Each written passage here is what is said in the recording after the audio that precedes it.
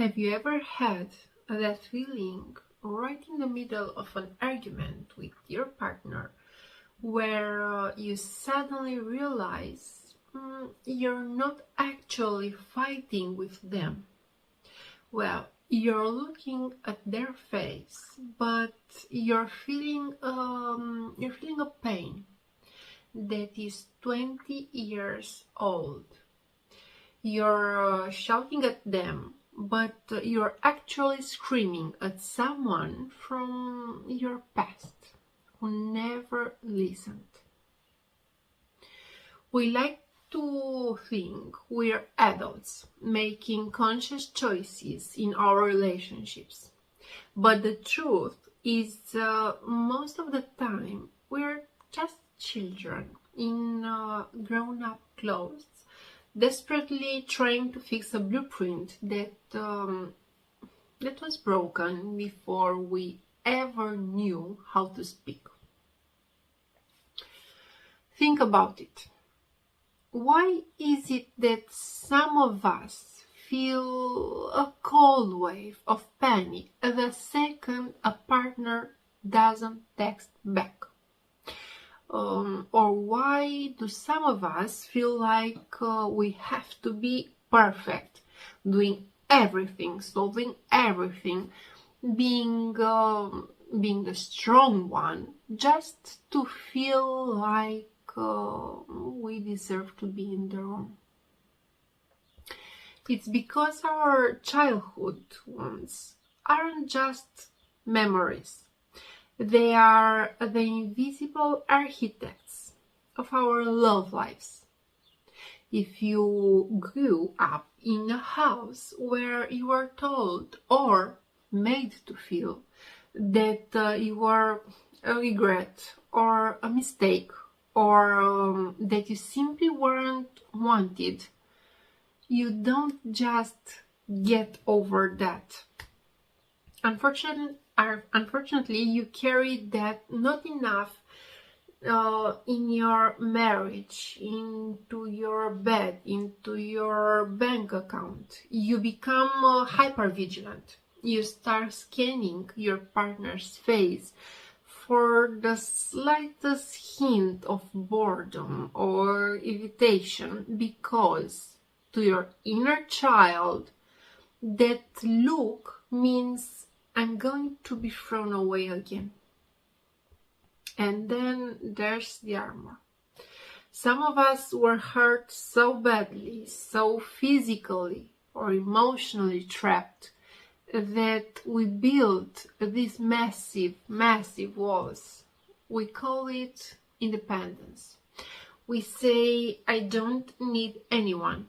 But really, it's just the little version of us saying, if I don't let you in, you can't drag me down. We end up sabotaging the very intimacy we crave, because to our nervous system, being seen feels like being hunted. But here's where it gets really heavy. We often choose partners who represent our original wound. And not because we're masochists, but because we're looking for a do-over. We find someone who is emotionally unavailable, just like a parent was subconsciously thinking, if I can finally make this person love me, then I'll finally be worthy of the love I didn't get back then. It's a trap. It's a loop that never ends until you decide to stop looking at your partner as the problem and start looking at the wound as the map. So, how do we break it? How do we stop the ghost from running the show? It starts by realizing that when you're triggered, when your heart is racing and you want to scream or run away, You aren't actually an adult in that moment. You're 6, 7 years old or 10, and that child is terrified. Instead of asking your partner to change, you have to turn inward and tell that child, I see you. I know you're scared, but I'm the adult now, and I'm not going to let anyone hurt us like that again, not even to myself. Healing isn't about erasing the scars. It's about realizing the scars are there, so you stop picking at them. It's about moving from why is this happening to me to what part of me is still trying to survive a war that ended years ago. You are never the problem. The way you were treated was never a reflection of your value. It was in fact a reflection of their brokenness.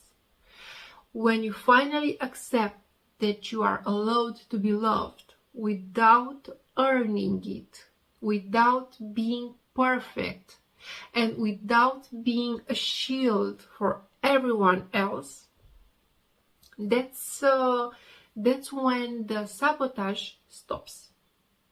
And that's when real love finally has room to breathe. So please stay conscious, stay soft, and I'll see you in the next video.